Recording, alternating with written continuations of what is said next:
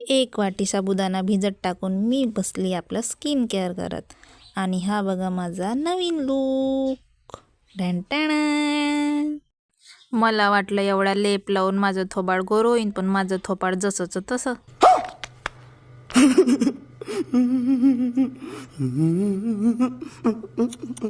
चला जाऊ द्या, आता जसं आहे तसं आहे. पण माझा साबुदाणा पण मुरलेला होता. मग मी एक आलू बारीक चिरून घेतला, थोडे शेंगदाणे घेतले आणि थोडी मिरची घेतली आणि काही शेंगदाणे मी तव्यावर भाजून घेतले.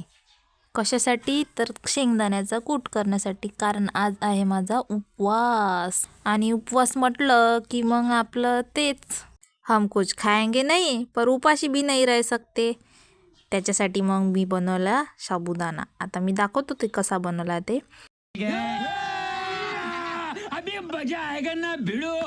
तर हे भाजलेले शेंगदाण्याचा मी मिक्सरमधून कूट करून घेतला आणि तेच आपलं चुलीवर कढई ठेवून तेल तापायला ठेवलं. नंतर काय त्याच्यात टाकले थोडे शेंगदाणे, नंतर त्याला चांगलं परतून घेतलं. नंतर आपली मिरची टाकली, नंतर आपला आलू टाकला, त्याला चांगलं परतून घेतलं. हे चांगलं पकू द्यायचं. मी जिरं नाही टाकलं, कारण म्हणतात उपवासाला जिरं नाही खायचं म्हणून, तर मग मी नाही टाकलं. तुम्ही खात असाल तर टाकू शकता. आलू नंतर थोडा कढीपत्ता ॲड करायचा की मग आता आपल्या मसाल्यांची बारी. आता मसाल्यामध्ये मी फक्त तिखट आणि मीठच टाकत आहे. नंतर त्याला चांगलं परतून घ्यायचं. तिखट आणि मीठच टाकत आहे तर कारण मला आहे उपवास आणि उपवासाला मसाला नाही खायचा. तसं म्हणतात साबुदाणा पण खाणं चांगलं नाही आहे, पण काय करता, माणूस आहे, भूक तर लागतेच ना, मग खायचा. नंतर हे मसाल्यांना चांगलं होऊ दिलं तेल सुटेपर्यंत. आणि आलू चांगले पकले की हा शेंगदाण्याचं कूट अर्धा टाकत आहे मी आता आणि अर्धा नंतर टाकायसाठी ठेवला आहे. आणि याला चांगलं मग नंतर परतून घ्यायचं.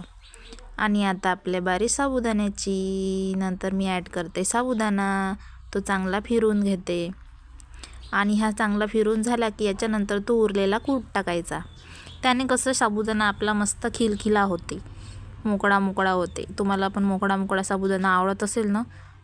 मला तर तसा मोकळा साबुदाणा आवडत नाही, पण मी तुमच्यासाठी बनवत आहे. त्याला चांगलं फिरून घ्यायचं आणि मस्त झाकण लावून पकू द्यायचं. हा आपला झाला आहे साबुदाणा तयार. बघा कसा मोकळा मोकळा साबुदाणा तयार झाला आहे.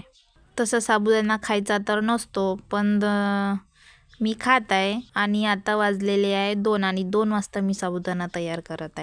आम्ही तर याला फक्त साबुदाणाच म्हणतो, पण तुम्ही साबुदाणा खिचडी म्हणत असा. आता मी साबुदाणा खिचडी याच्यासाठी नाही म्हणत, कारण मला उपवास आहे ना, खिचडी नाही म्हणू शकत, म्हणून मी साबुदाणाच म्हणते.